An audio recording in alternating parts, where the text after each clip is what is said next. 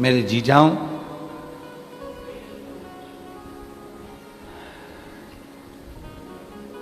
एक बहू रोज भोजन में दाल बनाती थी। रोज दाल बनाती, रोज रोज दाल बनाती, रोज रोज दाल बनाती, प्रतिदिन दाल बनाती।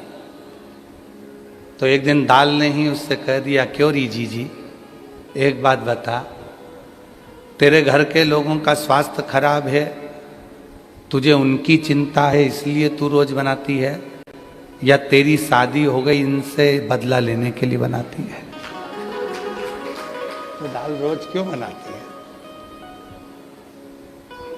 किस लिए? जब इतनी सारी सब्जियां हैं तो रोज रोज दाल बनाने की जरूरत क्या है?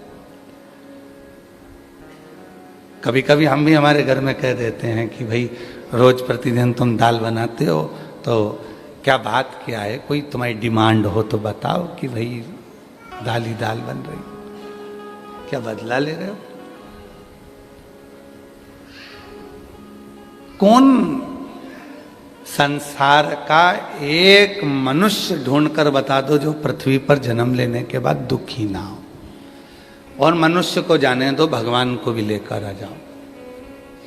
वकील साहब, परमात्मा को भी अगर पृथ्वी पर जन्म लिया है तो उनको भी दुख ने घेर लिया। राम जी अगर पृथ्वी पर आए तो उनको भी दुख ने घेरा, 14 वर्ष के लिए वनवास गए। केवल यही दुख समाप्त नहीं हुआ, सीता जी की अग्नि परीक्षा हो गई, माता जानकी अयोध्या आ गई और वापिस उनको आक्षेप लगाकर फिर उनको भेज दिया गया। वन में ऋषि के घर में उनके बच्चे का जन्म हुआ, खुद की धर्म पत्नी खुद के सामने पृथ्वी में समा गई। जरा विचार करिएगा कि कितना दर्द मनुष्य 7 वर्ष की आयु तक निवास करते हैं और वहां से फिर भागना पड़ता है, जाना पड़ता है, तो मथुरा पहुंच जाते हैं। मथुरा में भी लोग नहीं छोड़ते तो द्वारका चले जाते हैं, गालियां देते हैं, अपशब्द कहते हैं तो द्वारका का निवास कर लेते हैं। और द्वारका में भी सुख कहाँ था, आखिरी में वो द्वारका में रहने वाले भी सब पानी में डूब जाते हैं और भगवान के चरण में बाण लग जाता है और भगवान गोलोक धाम चले जाते हैं। दुख कहाँ नहीं। मानव का जो देह मिला है, मानव का जो शरीर मिला है, ये ऐसी थोड़ी ना मिल गया। और इस मानव देह में शिव महापुराण की कथा में तुमरुका जी चंचुला देवी से कहते हैं कि चंचुला, यदि मानव का शरीर मिल जाए और उस मानव शरीर में भगवान शंकर का कोई गुणगान करने का मौका मिल जाए तो समझ लेना कि तुम्हारे पूर्व के सारे कर्म कट रहे हैं और तुम्हारा जीवन अब आने वाला समय तुम्हारा श्रेष्ठ बनता चला। बोल बम का नारा है, वो जीवन का एक लक्ष्य बन जाए।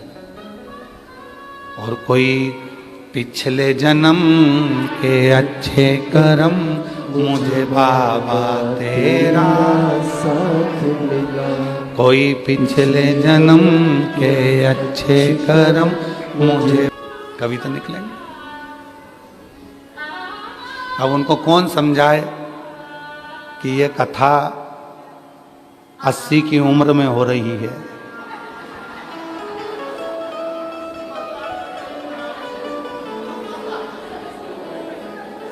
अब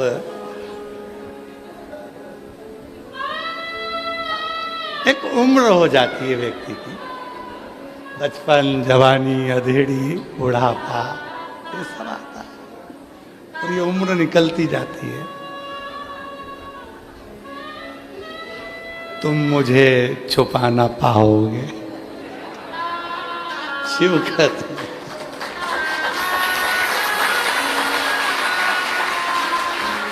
शिव कहते हैं कि कठिन है, बहुत कठिन।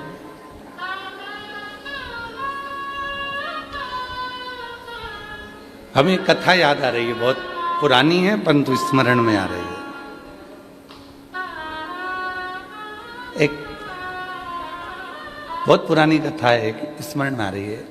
एक पत्नी का पति था, वो कभी भगवान का नाम ही नहीं लेता था। उसकी पत्नी बड़ी धर्मात्मा थी, बहुत भोजन कराती, भंडारा कराती, दान करती, पुण्य करती, सत्कर्म करती, पर पति मना भी नहीं करता कि तू जो कर रही है कर। वो करने में मना नहीं करता, पर वो नाम नहीं लेता, भगवान का नाम देता है। उसके मुख से हार हार महादेव निकल गए, हर हर महादेव निकल गया, मुख से निकला। पत्नी ने सवेरे पूरे गांव को निमंत्रण दे दिया, पूरे गांव को निमंत्रण, संत साधु ब्राह्मण सब आए, भंडारा चालू हो गया। पति ने पूछा क्यों ये आज भंडारा इतना बड़ा किस लिए? कहा मैं रोज विश्वनाथ जी से कहती थी कि तुम्हारे मुख से एक बार भगवान का नाम निकल जाए, और आज रात्रि को स्वप्न में तुम्हारे मुख से हर हर महादेव निकल गया।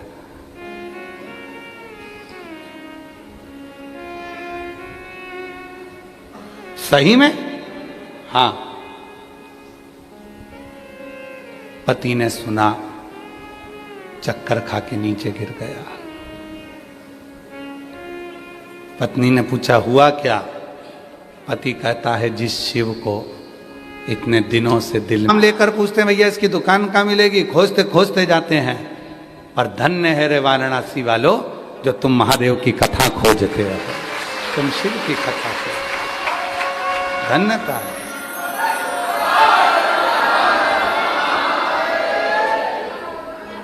हमको लगता है तुम सतुआ बाबा की सब पार्टी वाले हो।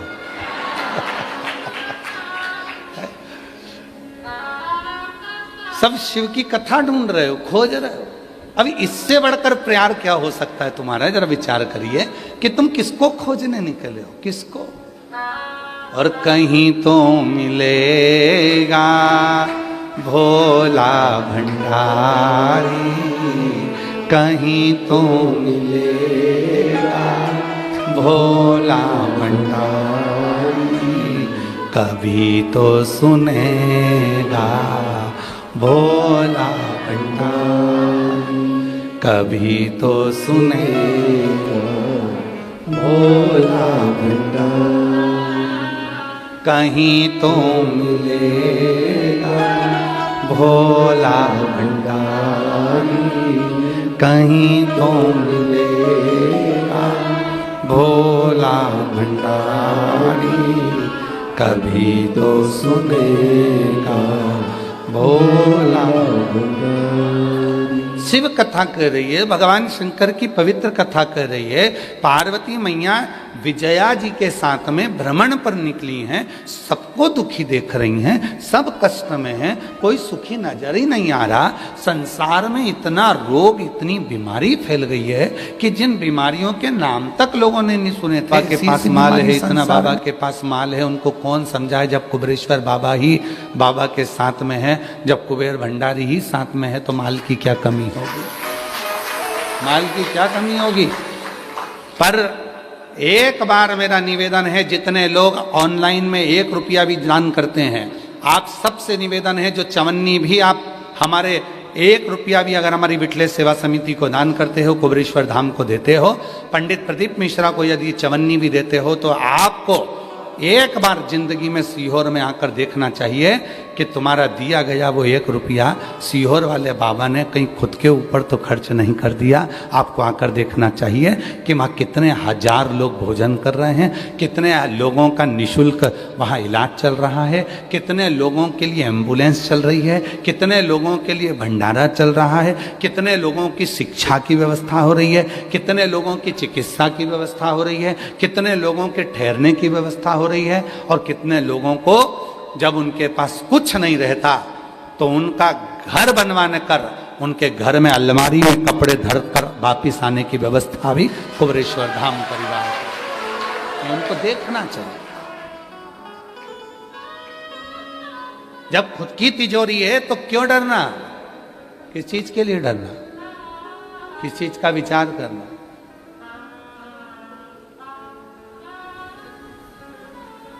और आप सबसे निवेदन है, आपने अगर चवन्नी भी दी है ना तो आपको आना चाहिए, एक बार कुबेरेश्वर धाम जरूर आकर देखो, अपनी आंखों से देखोगे तो मालूम पड़ेगा तुमको कि वहां क्या है। क्यों लाखों लोग वहां कुबेरेश्वर धाम पर जाते हैं, क्यों लोग कांवड़ भरने के लिए जाते हैं, लोग क्यों पहुंचते हैं। और निवेदन है कभी जिंदगी में बन सके तो एक बार कुबेरेश्वर धाम की कावड़ भी भर कर देखना। वह हाथ में केवल पानी के 2 लोटे नहीं रहेंगे, तुम्हारे हाथ में केवल वो डंडा नहीं रहेगा, वो बांबू नहीं रहेगा, वो 2 लोटा जो तुम बांध कर माँ सीवन का जल लेकर कुबेरेश्वर धाम जा रहे हो, वो केवल जल नहीं होगा, तुम्हारे जीवन का सबसे बड़ा सुख होगा। तुम्हारे दया शंकर जी कथा कराए थे तो वहीं पर बलिया में कथा में मिलने के लिए आ गए, वो दया शंकर जी मिलना। वो पति पत्नी के साथ एक बच्चा आया था। अब देखो दुख दुख किसको कहते, बच्चा आया। माता पिता से पूछा तुम ठीक हो, हमारी आदत है हम सबसे पूछते बढ़िया हो, हाँ हाँ बहुत बढ़िया। हमने बच्चे से भी पूछ लिया तुम बढ़िया हो, काय के बढ़िया। हम पापा से इतने दिन से कह रहे हैं मम्मी बदल दो।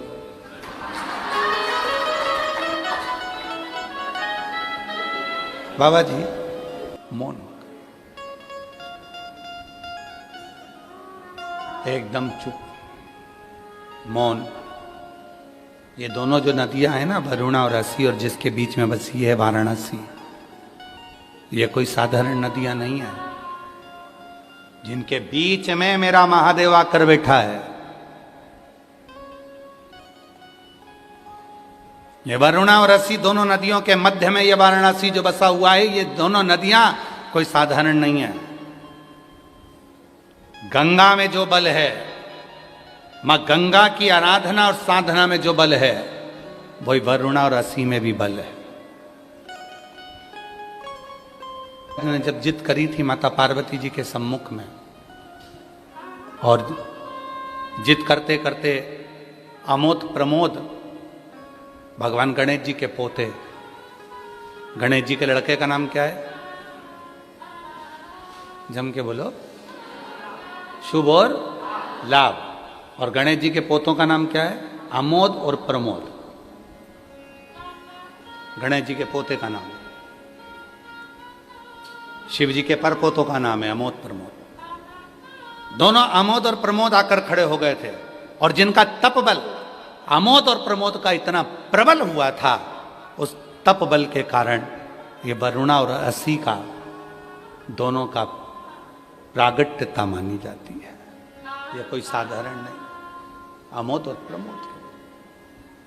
असी नदी के पवित्र तट पर मां बैठ गई, और आपको मालूम होगा मां पार्वती, जैसे शिव जी का नाम यहाँ पर काशी विश्वनाथ पड़ा, वाराणसी में भगवान शिव को विश्वनाथ कहते हैं। आसी नदी के तट पर बैठकर मां पार्वती जी जब बहुत चिंता में डूब गई, और बहुत चिंता व्यापी, आप लोग तो काशी के हो तो आप लोगों को ज्यादा ज्ञान होगा, हम तो इतना नहीं जानते, पर जो हमारे शास्त्रों ने हमको दिया वो हमने आपको बताया। पर हमसे ज्यादा आप वाराणसी के निवासी इस बात को जानते होंगे कि असी नदी के तट पर मां पार्वती जी भगवान शिव के लिए बैठ गई कि ये सब इतने दुखी हैं, संसार का मनुष्य इतना दुखी है, तो मौन होकर बैठ गई। और तब असी आज भी नियम पर बैठकर अगर बहुत पार्वती मनुष्य होता है, गहन तकलीफ में होता है, बहुत कष्टप्रद होता है,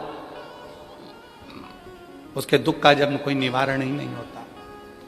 कहीं कोर्ट का केस, कचहरी, थाना, पुलिस, डॉक्टर, कहीं एक्सीडेंट, कहीं फैक्ट्री चलती चलती बंद हो गई, व्यापार चलता चलता बेकार हो गया, हर तरह से जब वो हताश हो जाता है, तब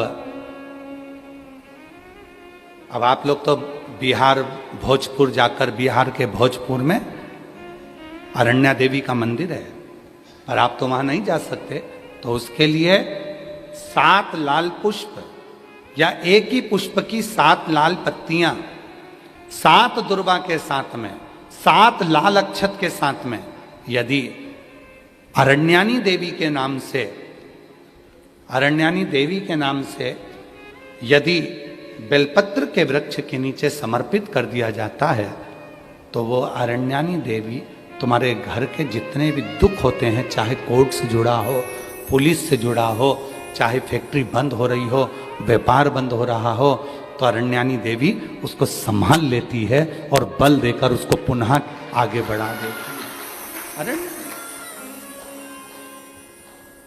वरुणा और असी जिसके बीच में बसी है वाराणसी, ये असी साधारण नहीं है, ये वरुणा साधारण नहीं है। आप लोग तो सब वाराणसी के निवासी हो, तो आप लोगों को ज्यादा ज्ञान होगा कि इन नदियों के तट पर बैठकर कितनी साधना हुई होगी। क्यों भगवान वाराणसी में आकर बस गए, क्यों भगवान ये दो नदियों के मध्य में आकर बस गए, ऐसा क्या हुआ? विषय में कोई तकलीफ ज्यादा ही हो गई है, या किसी रूप में पुरुष या स्त्री या बच्चे या बड़ों के उदर नाभि से नीचे हर्निया से जुड़ी हुई कोई प्रॉब्लम हो गई है, तो भी अरण्यानी देवी का स्मरण करने से, यहाँ तक यदि गर्भाशय की प्रॉब्लम है या पुरुष या स्त्री में हर्निया से जुड़ी हुई, हमारे सनातन धर्म में लोग, दुनिया के लोग भले हंसें, ताना कसें,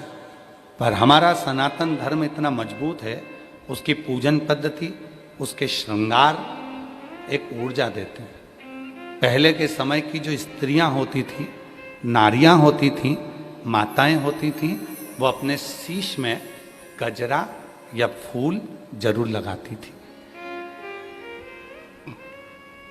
साउथ में, वाराणसी में तो साउथ के लोग ज्यादा आते हैं, दक्षिण के, आप उनको भी देखिए, वो गजरा फूल लगाते। पहले की माताएं बालों में, केशों में गजरा फूल अवश्य लगाती थी। क्यों? 16 श्रृंगार में एक श्रृंगार है बेणी, गजरा। क्यों लगाया जाता है? कि नारी जब अपने केश में कोई पुष्प लगाती है, नारी जब अपने केश में कोई गजरा लगाती है, तो वो मां अरण्यानी को अपने मस्तक पर विराजमान कर कर रखती है, और उस नारी के गर्भ से जुड़ी हुई कोई परेशानी उसको होती नहीं है, कोई परेशानी। पर अब धीरे धीरे धीरे धीरे लोगों ने गजरा लगाना बंद करा, फूल लगाना बाणों में बंद करा। अब तो प्लास्टिक का फूल लगा लेती हैं, तो वो गजरा और फूल जो बंद हुआ, उसके कारण बस आज के ज़माने में आप देखो, प्रत्येक माताओं को अगर सूचना मिलेगी तो कहा इसको गर्भाशय में प्रॉब्लम है, इसको गर्भ में गठान हो गई, इसको बच्चादानी में यह हो गया, इसको रजोधर्म से जुड़ी प्रॉब्लम हो गई। पहले ये नहीं होता था। अरण्यानी देवी का स्मरण ही हमारे मां गोरा के घर वाले, तुमको लाखों प्रणाम, तुमको लाखों प्रणाम, तुमको लाखों प्रणाम, तुमको लाखों प्रणाम। शिव शंकर भोले भाले, मां गोरा के घर वाले, तुमको लाखों प्रणाम, तुमको लाखों, तुमको लाखों तुमको। अरण्यानी देवी, एक बार वापिस बोलेंगे सभी, जितने आस्था चैनल पर सुन रहे हैं, जितने फेसबुक यूट्यूब पर सुन रहे हैं, जितने सोशल मीडिया पर सुन रहे हैं, और जितने काशी की इस पवित्र धरा पर इस भवन में बैठकर सुन रहे हैं, वो कौन सी देवी है जो व्यक्ति के उदर से जुड़े हुए उसके नारी के एक एक रोग को समाप्त कर देती है? उसका नाम है अरण्यानी देवी। अरे रोगों को समाप्त, रोग मिटा दे। अरे महाराज, आप बता सकते हो किसी को, भाई ये प्रॉब्लम है, आप अरण्यानी का नाम लो 3 बार आचमन करो, आचमन करो। विजय ने कहा मां पार्वती जी से कि ये तो सब दुखी हैं, और पार्वती जी बैठ गई तब साधना में, उठती नहीं है, कपड़े गल गए। कितना तप करा होगा माता पार्वती जी ने, जरा विचार करिए कि वस्त्र तक गल गए। पत्ते का श्रृंगार किया, फूलों का श्रृंगार किया है मां पार्वती, पत्र पुष्प का। तब मेरे बाबा भोलेनाथ कैलाश से आ गए। सबसे पहले अगर मेरे भोलेनाथ आए तो पार्वती के पास आए।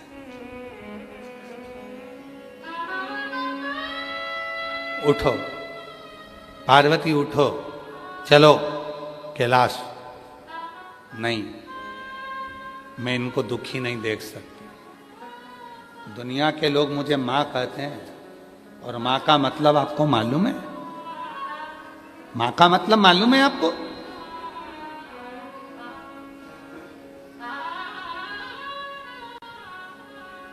सब अपने कमरे में दरवाजा बंद कर कर सोते हैं, पर बूढ़ी माँ आए अपना दरवाजा खोल कर। जून का बिजली का बिल कब भराता है? जम के बोलो। जुलाई में। जुलाई का बिजली का बिल कब भराएगा? अगस्त में। उसी तरह तुम आज कर कर जाओगे, कल भोगोगे। पहले कर कर आए हो तो आज भोग रहे हो। पूर्व में जो तुमने अच्छा किया तो बाबा विश्वनाथ ने तुमको, दुनिया के लोग भीड़ में आते हैं, कीचड़ में आते हैं, धूप में आते हैं, बारिश में आते हैं, अपना खुद बिछाते हैं, खुद ओढ़ते हैं, खुद खाते हैं, खुद सोते हैं। इधर से ये धकाता है, उधर से वो धकाता है। तुम्हारा पूर्व का कोई कर्म अच्छा था जो बाबा विश्वनाथ एसी के हॉल में तुमको कथा सुनवा रहा है।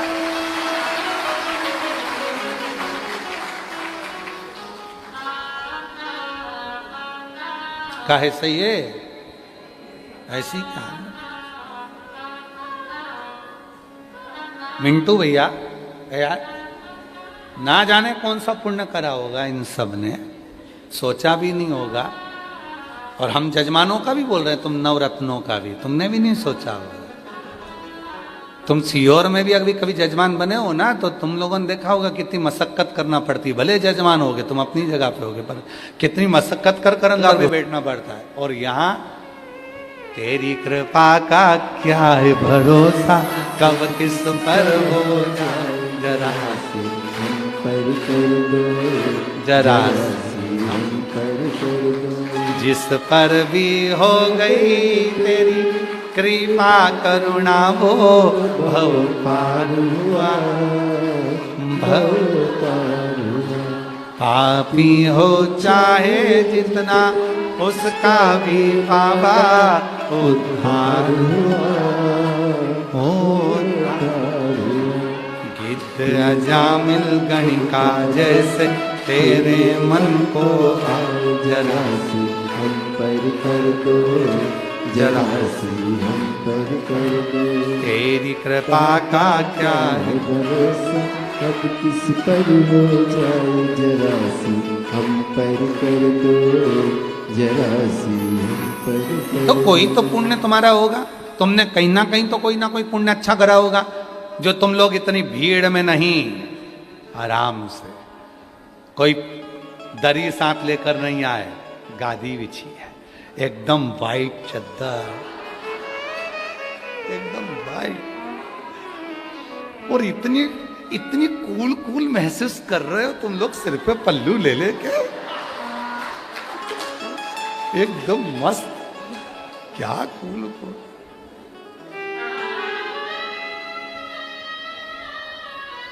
और कई कई तो सोचने में लगे हैं सीहोर वाला ही है कि और किसी को पकड़ ला है। काशी तो काशी रही है, सतयुग में भी काशी थी, त्रेता में भी काशी थी, द्वापर में भी काशी थी, कलयुग में भी काशी है, और कलयुग चले जाएगा तो भी काशी रहेगी। काशी कभी नष्ट नहीं होती है। सतयुग में काशी त्रिशूल पर थी, काशी की आकृति त्रिशूल जैसी थी, इसीलिए कहा जाता है काशी को त्रिशूल पर बसी है। त्रेता में काशी सुदर्शन चक्र पर थी, इसलिए काशी का स्वरूप चक्र जैसा हो गया था। द्वापर में काशी रथ जैसी थी, इसलिए काशी को रथी भी कहा जाता है, रथ पर रथ जैसी आकृति। और कलयुग में काशी शंख जैसी है, और वो शंख साधारण नहीं है, जो भगवान नारायण के हाथ में है, ऐसी मेरी काशी है। सतयुग में त्रिशूल जैसी काशी थी, इसलिए कहा जाता था कि त्रिशूल पर काशी बसी हुई है। फिर त्रेता आया जिसमें काशी सुदर्शन चक्र पर है, चक्र जैसी हो गई। फिर काशी रथ जैसी द्वापर में हुई, रथ की आकृति की। फिर वही काशी शंख के स्वरूप में कलयुग में हो गई। और ये काशी कभी नष्ट नहीं होती। जब देवासुर संग्राम हुआ, वत्रासुर को मारने की बारी आई, इंद्र परास्त हो गए, परेशान हो गए, ब्रह्मा जी के पास गए, कहाँ जाऊं? तब ब्रह्मदेव ने कहा चले जाओ काशी में। काशी में जाऊंगा तो वहां से क्या प्राप्त कर लाऊंगा? तो क्या काशी की भूमि एक ऐसी भूमि है जहां पहुंचने के बाद वहां की रज जब शरीर में लगती है तो व्यक्ति विद्वान हो जाता है, और विद्वत्ता धारण कर कर वो उसे क्या करना है उसे मंजिल मिल जाती है। और क्या हुआ? इंद्र काशी में आए, इंद्र काशी में आए। आ जाने दे बाबा, आ जाने दे। इंद्र काशी में आए, और इंद्र काशी में जब आए तो काशी की रज को इंद्र ने अपने मस्तक से लगा लिया, काशी की रज को। क्या हुआ फिर? काशी की रज को जैसे ही मस्तक से लगाया, मस्तक से लगाते से ही इंद्र को मालूम पड़ गया कि मुझे दधीचि ऋषि के यहां जाना है, उनकी अस्थियां मांगना है, उस अस्थियों से युद्ध लड़ना है, तो ये वत्रासुर मर जाए। आपकी कथा सतुआ बाबा जी के आश्रम में चल रही थी। बाबा जी उस कथा को आयोजित किए, यजमान परिवार आयोजित किए। प्रथम बार आपकी कथा मैंने काशी में ही सतुआ बाबा जी के यहाँ सुनी। और हम तो नए नए आए थे, बाबा से क्या कहते, पर जितनी महिला वहां आई थी वो सब बोल रही थी ये सीहोर वाला बाबा आता है, कथा करता है, इसकी कथा में जो मांगो वो मिलता है। हमको तो आश्चर्य हुआ कि ऐसा होता है क्या? इतनी सारी कथा लोग करते हैं, उनमें तो ऐसा नहीं होता, फिर सीहोर वाले बाबा की कथा में क्या होता है? फिर हमको विश्वास जागा। हम उसी सतुआ बाबा जी की कथा में बाबा से मांगे, हे मेरे भोलेनाथ कृपा करना, हम झारखंड छोड़कर यहाँ आ गए हैं, कृपा करना, हमारा घर भी हो, हमारा व्यापार भी हो, और जब तुम दूसरी बार आओ तो मैं यजमान भी बनूं, ऐसी कृपा करना। और बाबा ने सब कर दिया। अभी सतुआ बाबा जी की कथा को कितना समय हुआ होगा? है 2024 में हुई थी, और 26 में इनको यजमान भी बना दिया, और 26 में इनका घर भी बना दिया, और 26 में व्यापार भी बाबा ने करा दिया, और बाबा की कृपा से सब कुछ मिल गया। ये शिव है। उसमें चतुर्वेदी जी आपके लिए भी लिखा है कि हमने सोचा नहीं था, चतुर्वेदी जी ने हमको यजमान स्वयं, हम तो कहे ना, तो शिव जी ही अपने भक्तों को भेजता है, शिव की कृपा। बैठिए, आइए एक बेलपत्र ले जाओ, पत्र पड़ा है ना आपका, तो बेलपत्र बाबा सतुआ बाबा जी की कथा बढ़ता है। और यहाँ तेरी कृपा का क्या है भरोसा, कब किस पर हो जरा हम पर कर दो, जरा हम पर दो, जिस पर भी हो गई तेरी कृपा करुणा वो भव पार हुआ, भव पार हुआ। पापी हो चाहे जितना उसका भी बाबा उद्धार हुआ, गिद्ध अजामिल गणिका जैसे तेरे मन को जरा सी हम पर कर दो, जरा सी हम पर कर दो। तेरी कृपा का क्या है भरोसा, कब किस पर हो जाए, जरा सी हम पर कर दो, जरा सी हम पर कर दो। तो कोई तो पुण्य तुम्हारा होगा, तुमने कहीं ना कहीं तो कोई ना कोई पुण्य अच्छा करा होगा, जो तुम लोग इतनी भीड़ में नहीं, आराम से, कोई दरी साथ लेकर नहीं आए, गादी बिछी है, एकदम वाइट चद्दर, एकदम वाइट, और इतनी इतनी कूल कूल महसूस कर रहे हो तुम लोग, सिर पे पल्लू ले लेके, एकदम मस्त, क्या कूल कूल।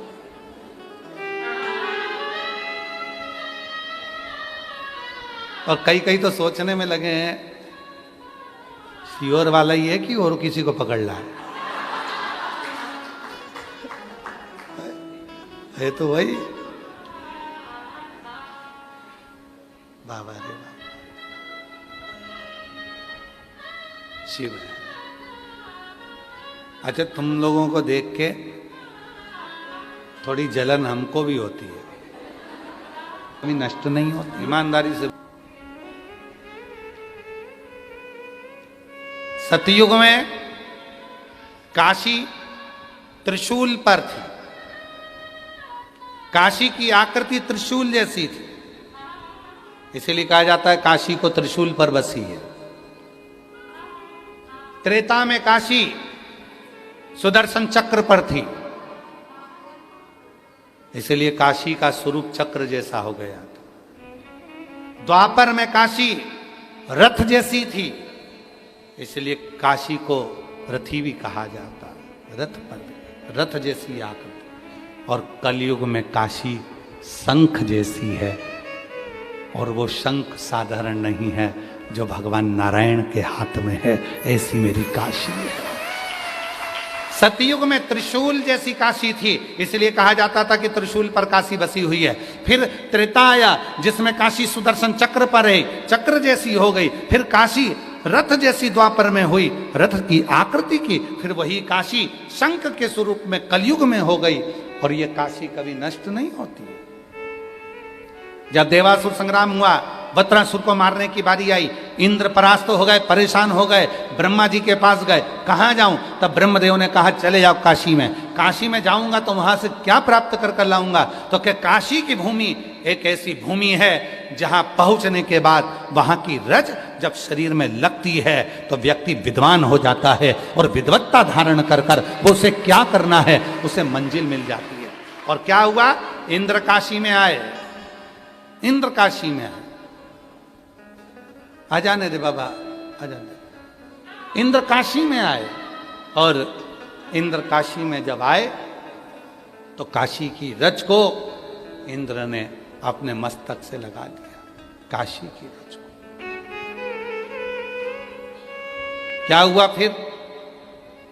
काशी की रज को जैसे ही मस्तक से लगाया, मस्तक से लगाते सही इंद्र को मालूम पड़ गया कि मुझे दधीची ऋषि के यहां जाना है, उनकी अस्थियां मांगना है, उस अस्थियों से युद्ध लड़ना है, तो ये वत्रासुर मर जाएगा। यहां आने के बाद काशी की बाबा जी के आश्रम में चल रही थी। बाबा जी उस कथा को आयोजित किए, यजमान परिवार आयोजित किए।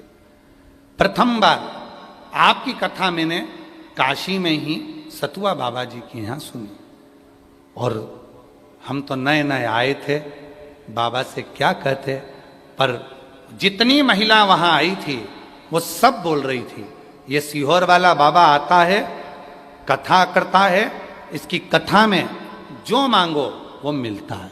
हमको तो आश्चर्य हुआ कि ऐसा होता है क्या? इतनी सारी कथा लोग करते हैं, उनमें तो ऐसा नहीं होता, फिर सीहोर वाले बाबा की कथा में क्या होता है? फिर हमको विश्वास जागा, हम उसी सतुआ बाबा जी की कथा में बाबा से मांगे, हे मेरे भोलेनाथ कृपा करना, हम झारखंड छोड़कर यहाँ आ गए हैं, कृपा करना, हमारा घर भी हो, हमारा व्यापार भी हो, और जब तुम दूसरी बार आओ तो मैं यजमान भी बनूं, ऐसी कृपा करना। और बाबा ने सब कर दिया। अभी सतुआ बाबा जी की कथा को कितना समय हुआ होगा? है 2024 में हुई थी, और 26 में इनको यजमान भी बना दिया, और 26 में इनका घर भी बना दिया, और 26 में व्यापार भी बाबा ने करा दिया, और बाबा की कृपा से सब कुछ मिल गया। ये शिव है। उसमें चतुर्वेदी जी आपके लिए भी लिखा है कि हमने सोचा नहीं था, चतुर्वेदी जी ने हमको यजमान स्वयं, हम तो कहे ना, तो शिव जी ही अपने भक्तों को भेजता है, शिव की कृपा। बैठिए, आइए एक बेलपत्र ले जाओ, पत्र पड़ा है ना आपका, तो बेलपत्र। बाबा सतुआ बाबा जी की कथा, जो मांगो वो मिलता है। हमने तो विश्वास करा, पहले हंसे फिर विश्वास करा, और आज बाबा ने मकान भी दिया, व्यापार भी दिया, और सब सब कुछ भंडार भर दिया और यजमान भी बना दिया। ये शिव है।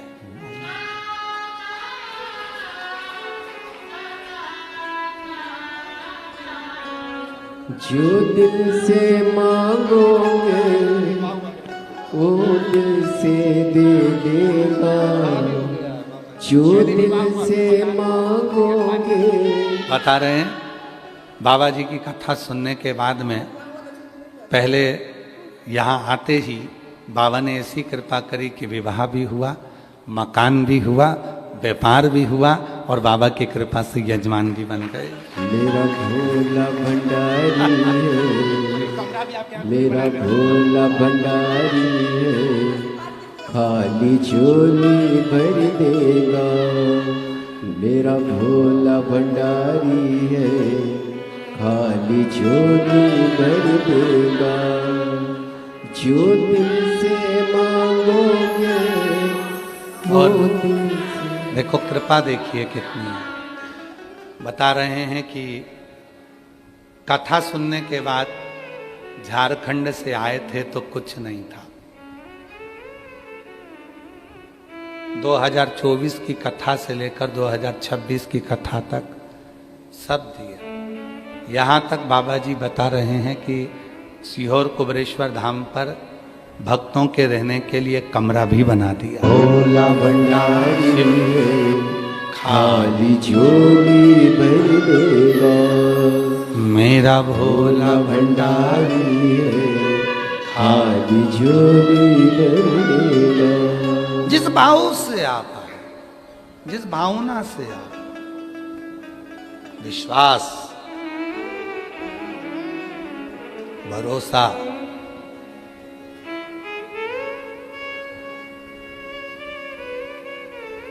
और जिसके अंदर विश्वास होता है, भरोसा होता है, भक्ति होती है, वही एक दिन दुनिया पर राज करता है।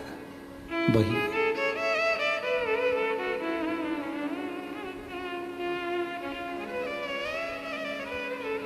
विश्वास, भरोसा, भक्ति दृढ़ता देती है। आप अपने भीतर विश्वास तो करो। मानो तो मैं गंगा मां हूं। बोलो बोलो जम के बोलो, जन ना मानो तो बहता। आप मानो तो गंगा मां। नहीं तो कई लोग ऐसे हैं विश्वनाथ की धरा पर रहते हैं, विश्वनाथ जी की भूमि पर रहते हैं, कभी गंगा नहाने नहीं जाते हैं और पूरी दुनिया गंगा नहाने आती है। कई लोग विश्वनाथ जी की भूमि पर रहते हैं, विश्वनाथ जी की धरा पर रहते हैं और विश्वनाथ जी का दर्शन करने नहीं जाते, पूरी दुनिया दर्शन करने आती है।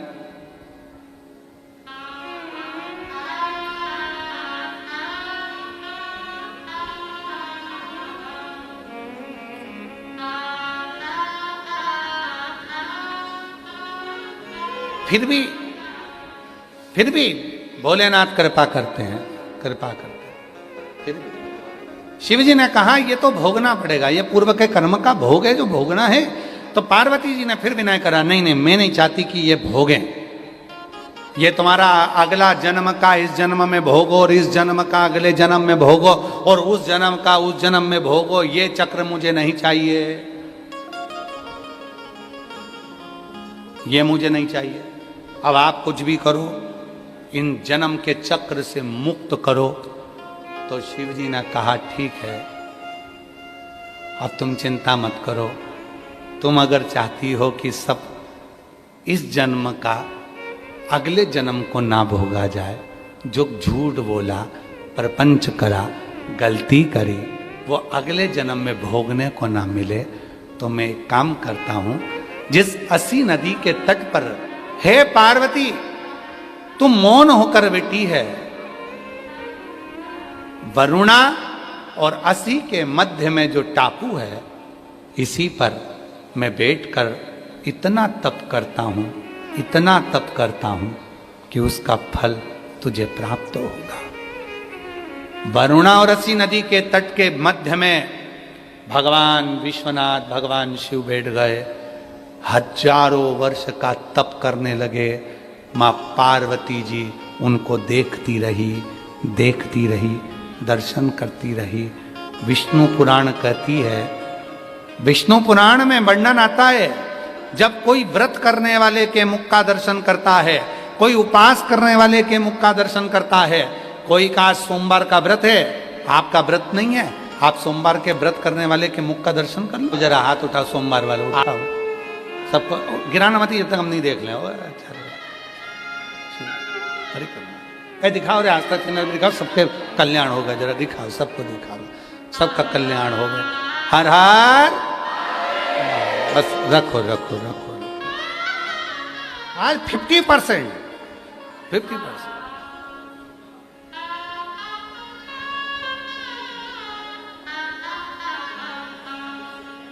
चतुर्वेदी तुम्हारा 3 बार देख लिया हमने, 3 50%।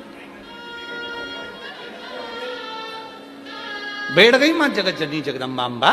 शिवजी तप कर रहे हैं वरुणा और रसी नदी के बीच में, और जो शंकर जी ने हजारों वर्ष का तप कैलाश से आकर यहां करा, पार्वती जी उनको देखने में लगी थी, निहार रही, देख रही थी। कहते हैं काशी खंड स्कंद पुराण वर्णन करता है, मां पार्वती जी के नयन की पलक भी एक क्षण के लिए नहीं झपकी, एक क्षण।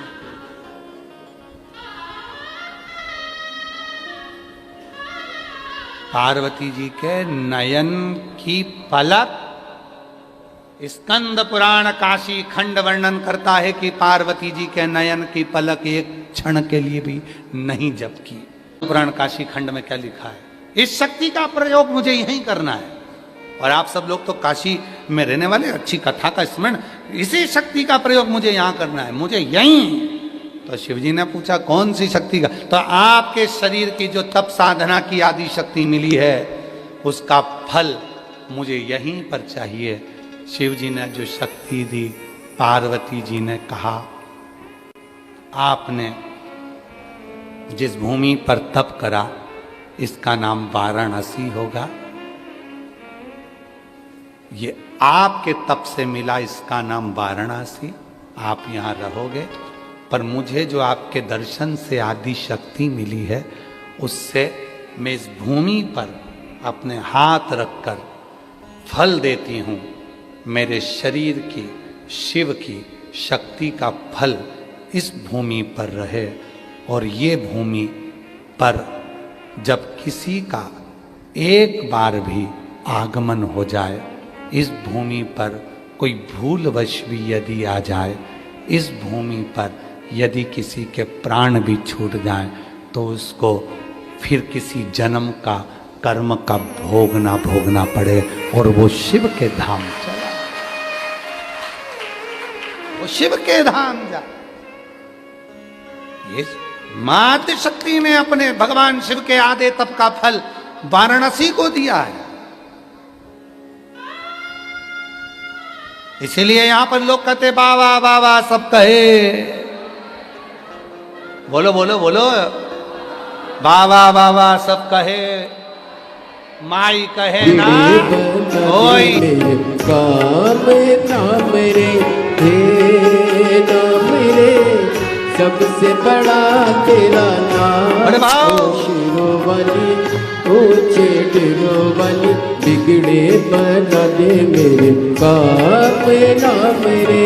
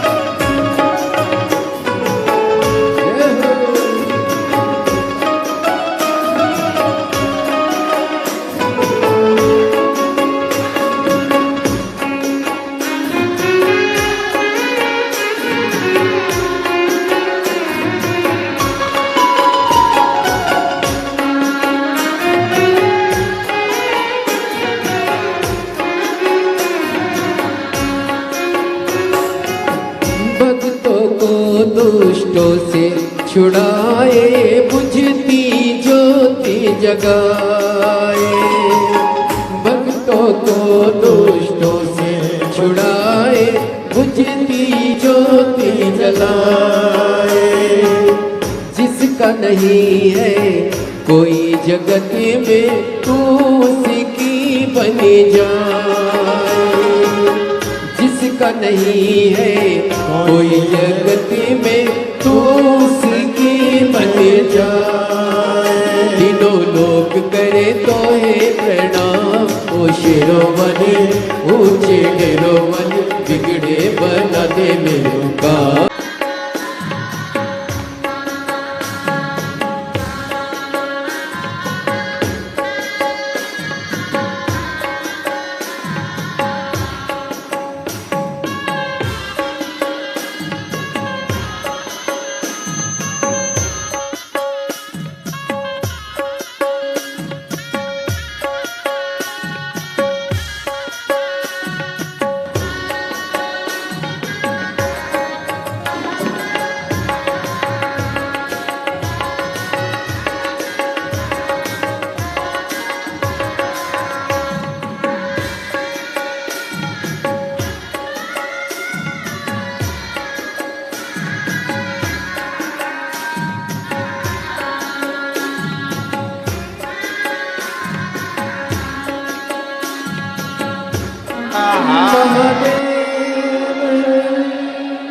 अपने स्थान पर बैठकर बाबा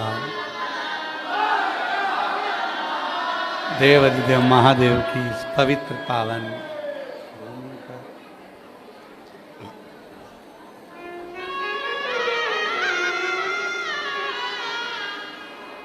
बाबा को अपने मन का भाव कहिए, प्रार्थना करो, विनय करो, निवेदन करो, विनती करो। आज विश्वनाथ जी की पवित्र भूमि से जो कथा ऑनलाइन चल रही है, आज उसका द्वितीय दिवस है। 1 बजे से 4 बजे तक प्रतिदिन ये कथा आती है। सोशल मीडिया पर आप और हम सब श्रवण करते हैं। ऑनलाइन कथा है, इसलिए घर में रहकर सुनते हैं। ये कथा 15 अगस्त तक चलेगी। 80 की उम्र वाला ये कथा 15 अगस्त तक चलेगी, 1 बजे से 4 बजे तक। और आज सोमवार भी है, श्रावण का दूसरा। सभी देशवासियों को और विदेश में रहने वाले सभी सनातनियों को श्रावण के द्वितीय सोमवार की बहुत बहुत जो कामना है तुम्हारी, उस कामना को कर कर वो बेलपत्री अपने पास रखना। और पार्थिव शिवलिंग का पूजन आरती सब होने के बाद फिर उसका विसर्जन करना। विसर्जन करने के लिए नदी तालाब बावड़ी पर नहीं जा सकते, बारिश का समय है। घर में ही कोई पात्र में जल ले लेना, उसी में उसका विसर्जन कर देना। भगवान देवाधिदेव महादेव श्रावण की शिवरात्रि है। सभी देशवासियों को बहुत बहुत बधाइयाँ देते हैं। जो कल 11 अगस्त को सारा देश विदेश सब शाम को 7 बजे पार्थिव शिवलिंग का पूजन करेगा और अपने जीवन को सफल करेगा।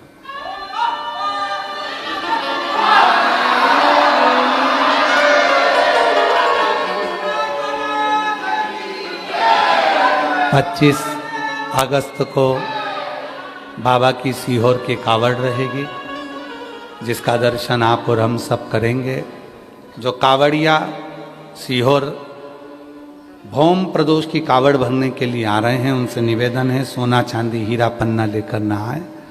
बुजुर्ग लोग ज़्यादा ना आए, बच्चों को लेकर ना आए। और शरीर में अगर ज़्यादा रोग है तो वो भी 25 अगस्त वाली कावड़ में ना आए।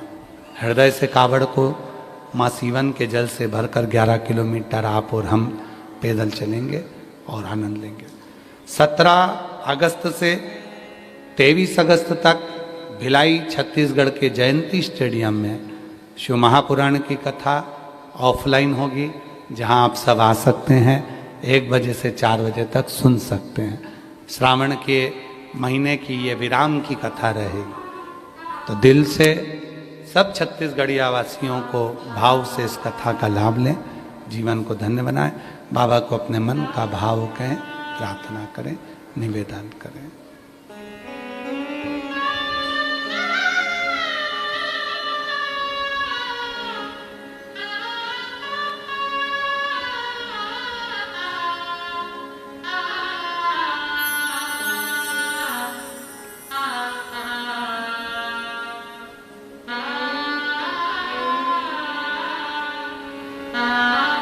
बाबा देवाधिदेव महादेव भगवान शिव घरदानी त्रिकालदर्शी कैलाशी अविनाशी भगवान शिव की पवित्र कथा कर रही, शिव महापुराण की कथा वर्णन कर रही है, शिव तत्व कह रहा है। माँ जगत जननी ने अपनी जो शिव के दर्शन की शक्ति थी वो सब वाराणसी को दी है। इसीलिए यहाँ मृत्यु होने पर व्यक्ति को अपने कर्म का भोग नहीं भोगना पड़ता। यहाँ एक बार भी अगर वाराणसी में, काशी में कोई आ जाता है तो उस व्यक्ति को अपने कर्मों का भोग नहीं भोगना पड़ता। बाबा बाबा सब कहें, माई कहे ना कोई, जो एक बार माई कहे वही इस विश्वनाथ की भूमि पर वही होता है जो माई कहे सो। यहाँ के पुष्प से झूठ बुलवा दिया था, गौ माता से झूठ बुलवा दिया था कि ब्रह्मा जी को शीश मिला, आखिरी में ब्रह्मा जी का सिर काल भैरव ने काट दिया।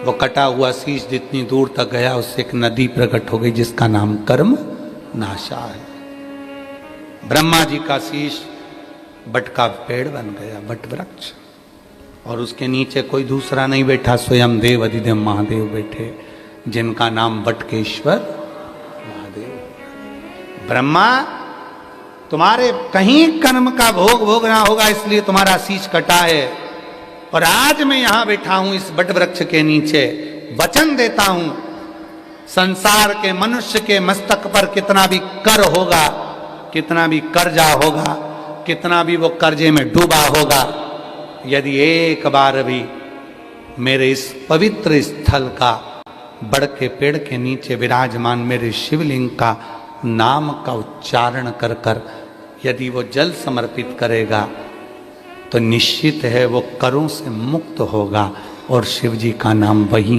बटकेश्वर महादेव हो गया। बोलो बटकेश्वर महादेव की। शिव का नाम बट, इसीलिए शास्त्र कहता है आप कर्जे में हो कोई दिक्कत। बाबा जी यजमान नहीं है, बाबा जी तो आयोजक है। तो आप सभी को नवरत्नों को मैं साधुवाद देता हूं कि आज इन शिव भक्तों के दिल की जो दुआ है वो आपको बहुत मिलेगी कि इनको कथा सुनने को श्रावण महीने में मिले। इसलिए अभी कोई आ रहा था तो हमने कह दिया आने दो, उसको क्यों रोक रहे हो। आ गया, दरवाजे पर खड़ा है और आने के लिए उसका मन है। कौन आता है किसके, कौन आता है, कौन बुलाता है, महज भ्रम है, करता सब विधाता है। ये तो बाबा की मर्जी है जो ये लोग आए हैं और बाबा की कथा सुन रहे हैं। पर तुम्हारे आने से हमको टेंशन ज़्यादा रहता है। तुम्हारे आने से टेंशन ये रहता है कि तुम जितने ज़्यादा आते हो शिव जी को तुम्हें 3 महीने में देना पड़ता है। तो मन में आता है कि जितने कम आएंगे उतने कम को मेरा बाबा देगा, पर इतने सारे आ जाते हैं तो भोलेनाथ को भी सोचना पड़ता है। तूने तो कहा था ऑनलाइन है,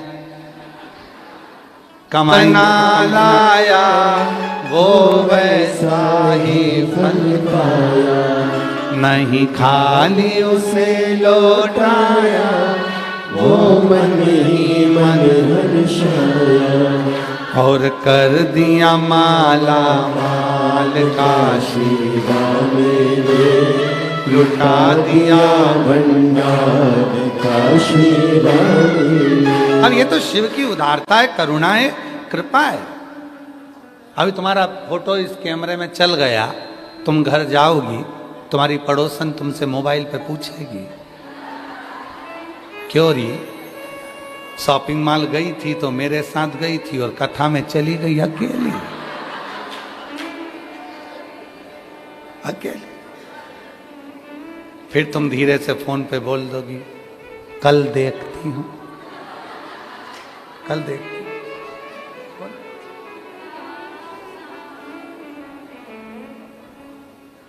कितना प्यार है ना तुम्हें विश्वनाथ जी से, कितना प्यार है तुम्हें भोलेनाथ जी से, और कितना प्यार है तुम्हें शिव महापुराण से। तुम्हारा प्रेम ऐसा ही बरकरार रहे बाबा से प्रार्थना, इतना ही बरकरार, वही प्रेम तुम्हारा बरकरार होना चाहिए। तुझसे मिलने के लिए तेरी कसम, एक मुलाकात।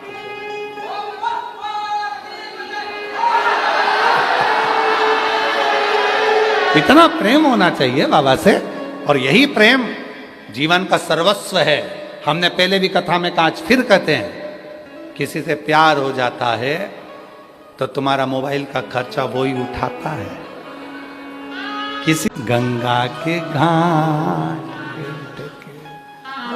यहां बैठे बैठे ऐसा डमरू बजाता है, ऐसा डमरू बजाता है कि पूरे विश्व को हिला देता है। वो विश्वनाथ,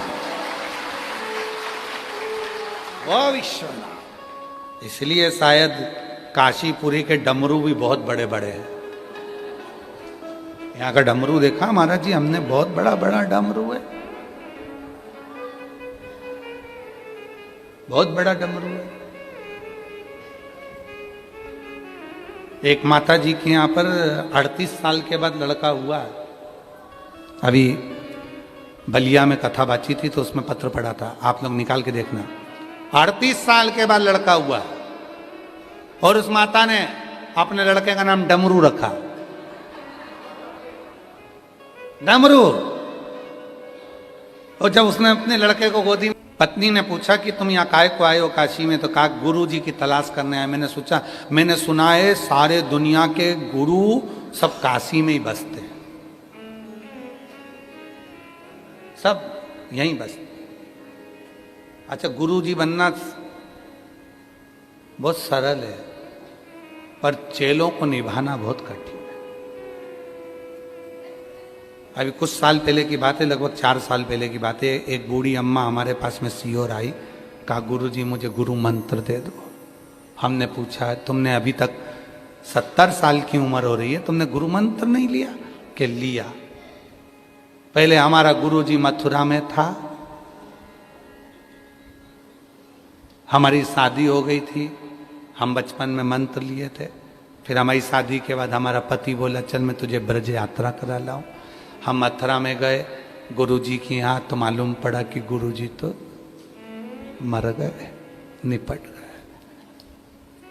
फिर मेरे पति बोले कोई बात नहीं, अपन अभी चित्रकूट चलेंगे, चित्रकूट में मेरे गुरुजी रहते हैं, मैं उनसे गुरु मंत्र दिला दूंगा। पति ने मेरा दूसरा गुरु मंत्र दिला दिया उनके गुरुजी से, हमने गुरु मंत्र ले लिया। फिर हमारा लड़का हुआ, हम उसको धोख दिलाने के लिए चित्रकूट लेके गए, मालूम पड़ा कि गुरुजी निपट गए। गुरुजी फिर इतने साल में फिर कोई गुरु नहीं मिला। मेरा बच्चा जब बड़ा हो गया गुरु बना। शिवनाथम अपनी पत्नी के साथ आए, गुरुजी को ढूंढा, एक गुरुजी मिल गए। अब गुरुजी में मिले और काशी के गुरु जरा थोड़े से आप देख ही रहे हो सतुआ बाबा जी को।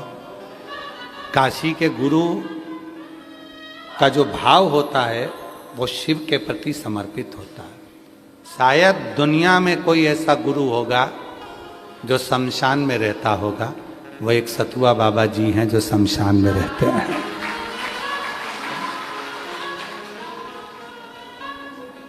किसको नींद आती होगी मुर्दा को जलते हुए देखते हुए?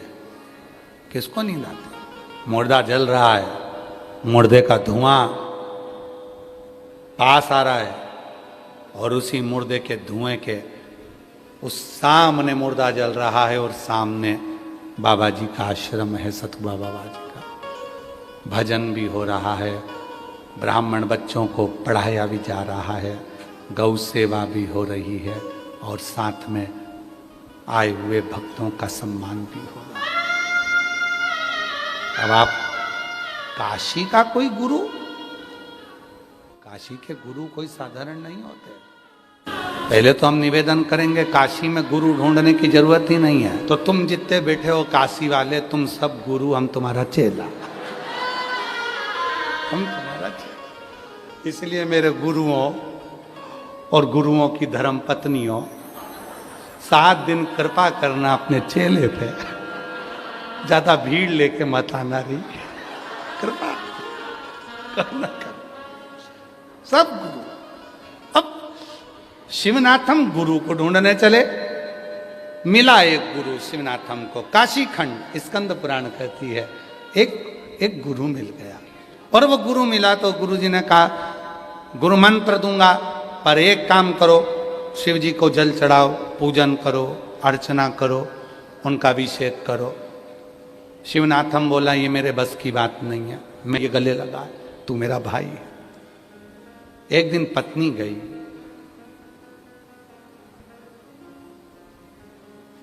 और पत्नी ने जाकर गंगा का जल भर रही थी पूजन के लिए। इतनी देर में एक मुर्दा तैरते हुआ आ गया।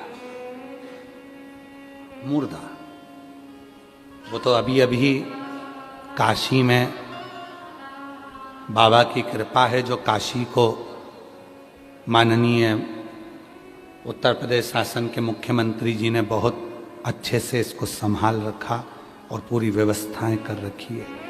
नहीं तो पहले मुर्दा जलाते थे आधा पूरा और उसको पानी में छोड़ देते थे, आधा अधूरा जलाते और पानी में छोड़। एक मुर्दा तैरते हुए आया। शिवनाथम की धर्म पत्नी पानी भर रही थी और उसकी सहेली ने 3-4 सहेलियां हंसकर बोल दी, वो तेरा देवर बह के आ रहा है, तेरे पति का भाई तेरा देवर बहकर आ रहा है।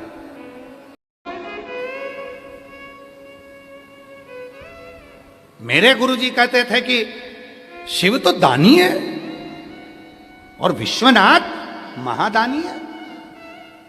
दया नहीं आई उस विश्वनाथ को, भाई तू इतनी जल्दी चला गया। गले लगाकर शिवनाथम रोने लगा। इतना रोया शिवनाथम, इतना रोया, इतना रोया, अपने सिर पर जो भस्म लगी थी वो उसने अपने मस्तक से निकालकर उस मुर्दे पर लगा दी। इतनी देर में तो मुर्दा खड़ा हो गया। मुर्दा, गुरु को सूचना मिल गई। जिस गुरु ने कहा था कि तू शिव जी की पूजन कर ले, उसने मना कर दिया था नहीं करूंगा। जिस गुरु जी ने कहा था जो शिव भक्त मिले उनको भगवान मान ले, मैं नहीं मानूंगा। और गुरु जी ने कह दिया था कि अगर कोई गले में रुद्राक्ष पहना हो, मस्तक पर त्रिपुंड लगा हो, वो तेरा भाई होगा। आज भाई का फर्ज भाई ने अदा कर दिया। गुरु को लगा मेरा चेला इतना प्रबल हो गया जिसने एक मुर्दे को जीवित कर दिया। मुर्दे को गुरु पाए। हमेशा चेला गुरु के चरण पकड़ता था, आज गुरुओं ने चेले के चरण पकड़ लिए। धन्य है। शिव महापुराण की कथा, इस कथा का नाम दिया बाबा जी हमने विश्वनाथ शिव महापुराण की कथा। अगर आप सुन रहे हैं तो शायद पूरी कथाओं का इतिहास देखना, और इस कथा को यदि आपने सुना है तो आपको लगेगा कि वाराणसी काशी में मैं खुद बैठा हूं और शिव मेरी झोली खुशियों से भर रहा है। फुल भर। समय आया, अर्धनारीश्वर स्वरूप का दर्शन दिया। बाबा भोलेनाथ ने ब्रह्मा जी और भगवान विष्णु के सम्मुख में ये स्वरूप बनाया। भगवान अर्धनारीश्वर आ रहे हैं, जोरदार ताली बजाकर स्वागत करिए। आज कथा का द्वितीय दिवस यहाँ विराम होता है। कल कथा का तृतीय दिवस रहेगा। शाम को 7 बजे ऑनलाइन अभिषेक पार्थिव शिवलिंग का निर्माण कर रखिएगा अपने अपने साथ में। ठीक 7 बजे आस्था चैनल पर, फेसबुक, यूट्यूब पर, इंस्टाग्राम आदि पर सारी सोशल मीडिया के साथ में बड़े भाव के साथ इस पवित्र पार्थिव शिवलिंग पूजन में हम और आप सम्मिलित होंगे और बाबा की पार्थिव पूजन करेंगे। हर हर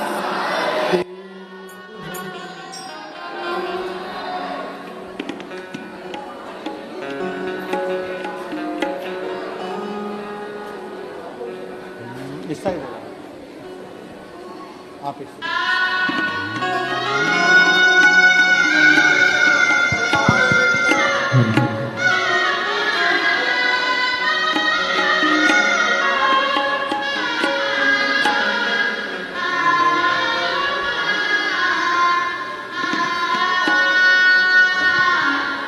जिस ओंकारा